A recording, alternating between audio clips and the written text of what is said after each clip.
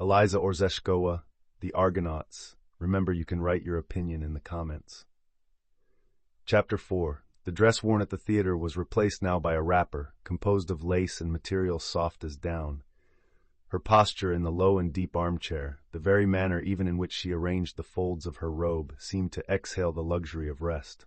But her mind was at work, and filled her eyes with an expression of disquiet. Catastrophe! Misfortune! What could that be? Marks of pain had begun to wind around her mouth. Her hands were firmly clasped on her knees. It may be that lost letter? A man must have a head filled with exaltation, and a character as weak as Krenitsky's to write such a letter. It may be, it is even sure to be so, for during a number of days she has felt in the air a catastrophe. But if, well, is that a misfortune? Oh, rather the opposite.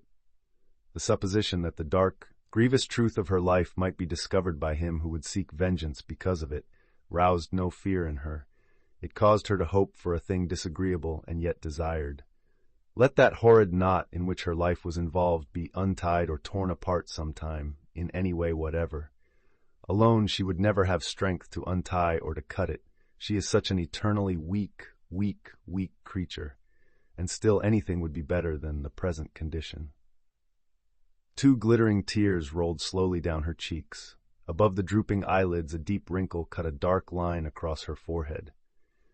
The diamond star flashing rainbow gleams from her hair, and the flowers, which dotted the room thickly with their pale colors, gave a background of wealth to that woman's life tragedy.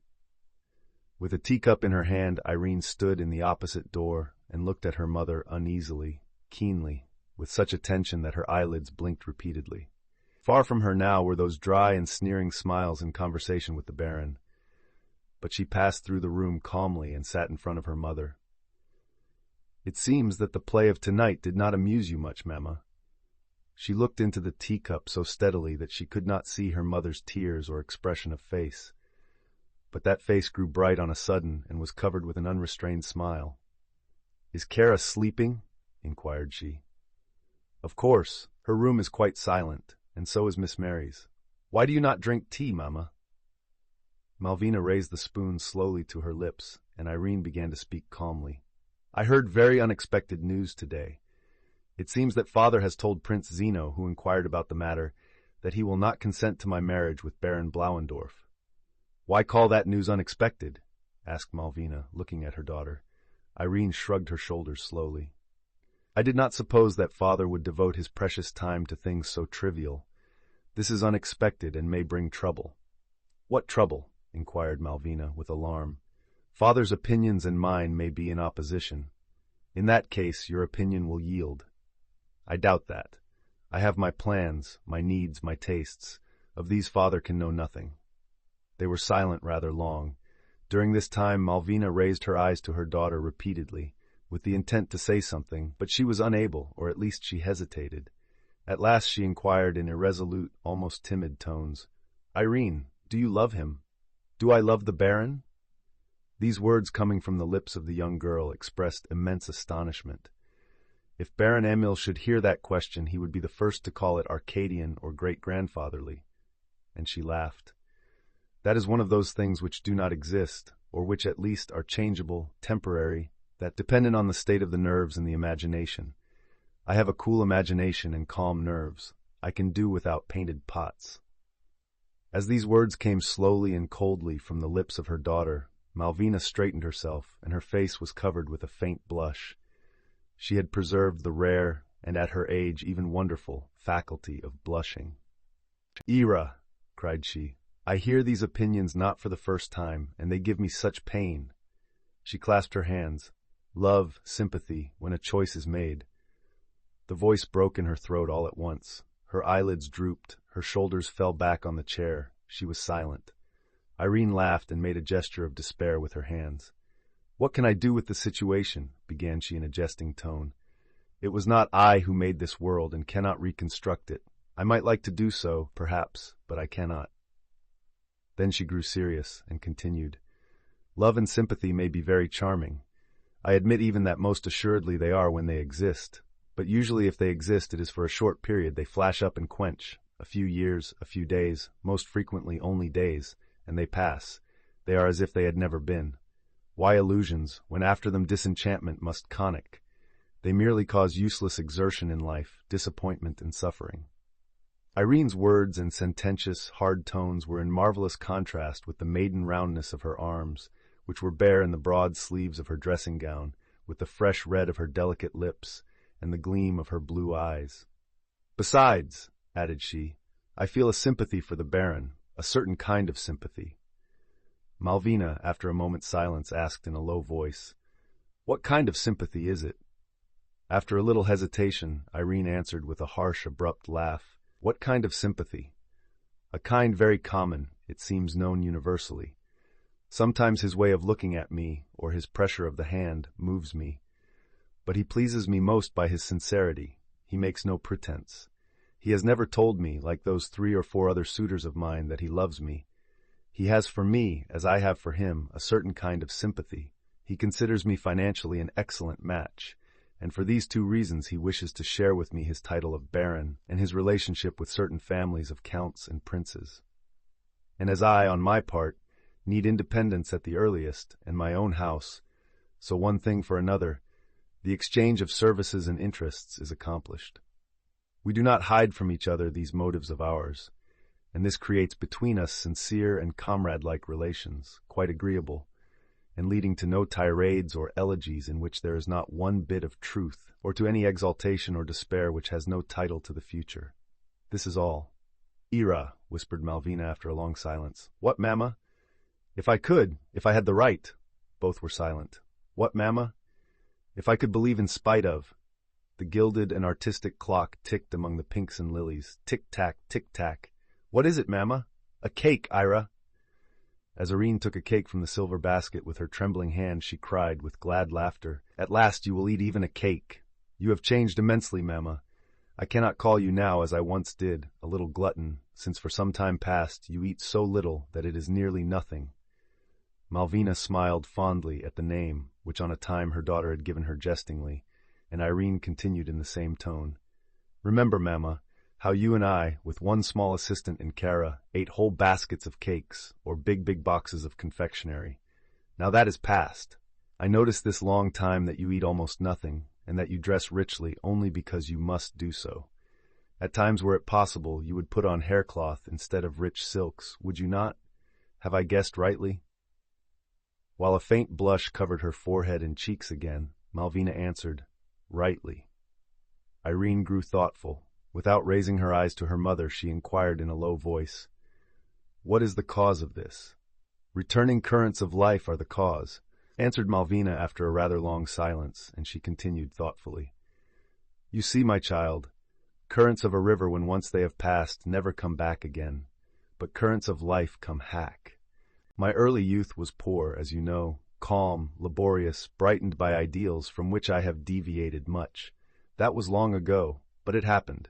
In life so many years pass sometimes that events which precede those years seem a dream, but they are real and come back to us." Irene listened to this hesitating, low conversation with drooping eyelids and forehead resting on her hand. She made no answer. Malvina, sunk in thought, was silent also. A few minutes later the tea things vanished from the table, removed without a sound almost, and borne out by the young waiting-maid. With eyelids still drooping, as if she were finishing an idea circling stubbornly in her head, Irene said with pensive lips, "A haircloth." She rose then, and suppressing a yawn, said, "I'm sleepy. Good night, mamma dear." She placed a brief kiss on her mother's hand. "Shall I call Casalia?" No, tell her to go to sleep. I will undress myself and go to bed unattended." "Good night." Stepping quietly along the carpet, Irene passed out. Malvina followed the young lady to the door with her eyes, and the moment she was alone, she threw her arm over her head, turned her face upward, and repeated a number of times, audibly, "God! God!" Then she rested her elbows on the arms of the chair, covered her face with both palms. The broad sleeves of her dress fell from her arms like broken wings.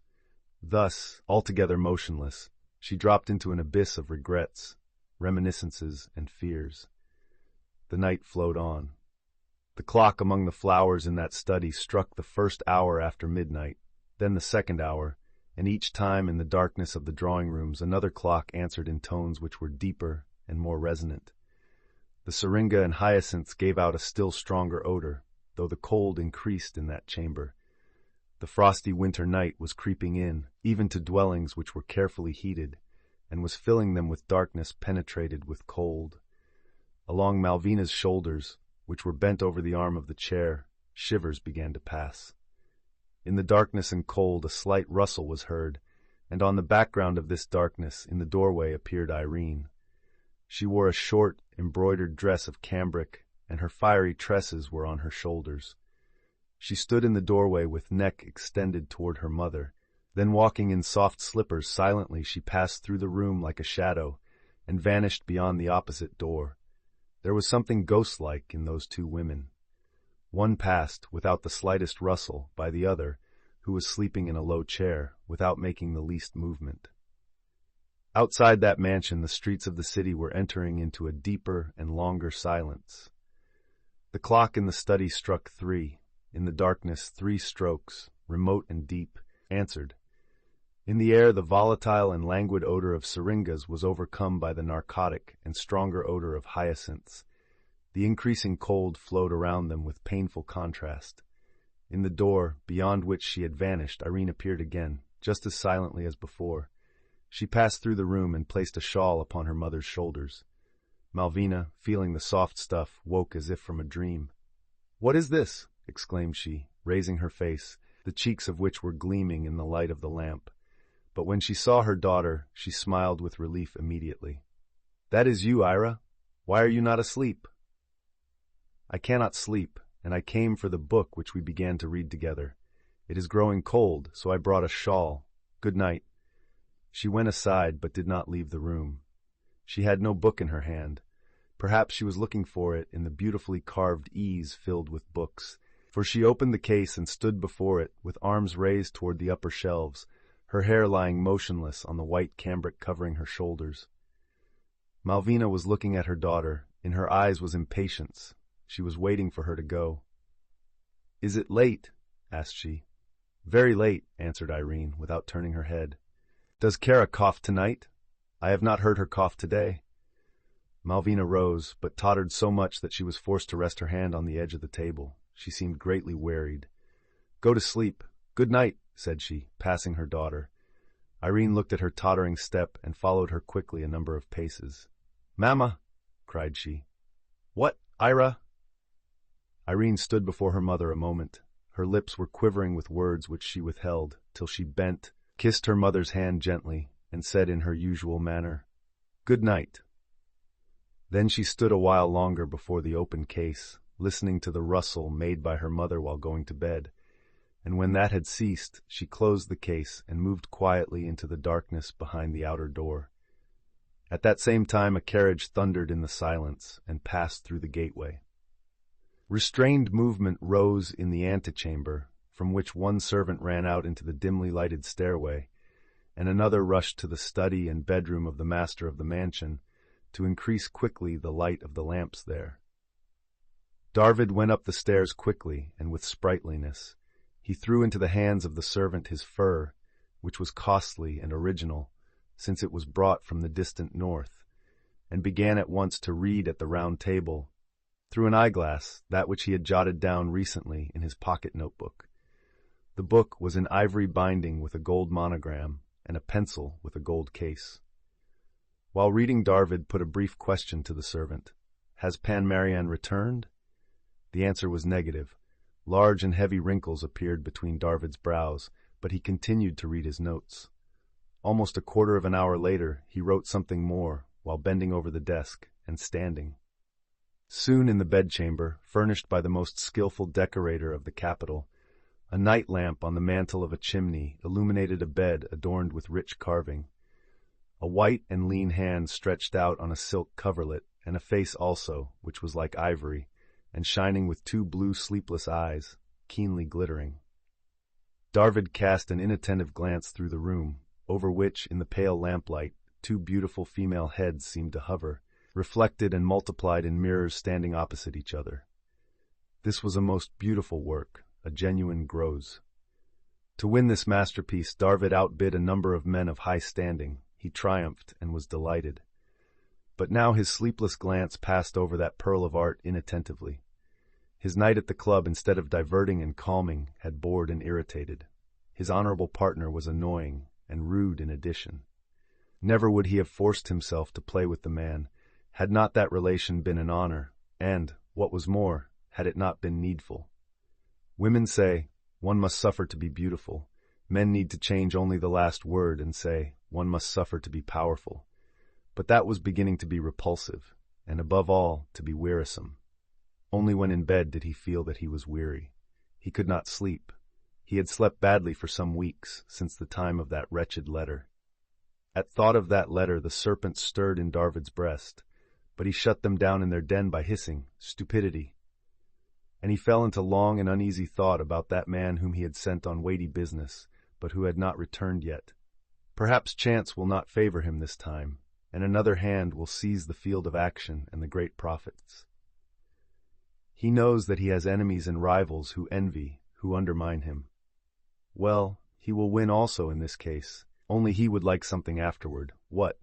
He himself does not know what, perhaps rest, to go for a time to Switzerland or Italy. For what purpose? He is not over-curious about art and nature. He has no time to fall in love with them. Without occupation, he would be bored in all places, and besides he must finish these family questions. He must tame Marion and hinder Irene's marriage to the Baron. He is fighting a battle with his own son and daughter. And Kara is the only one with whom he has no trouble. She is mild and beautiful. Her head is turned also, but in another, a more agreeable direction.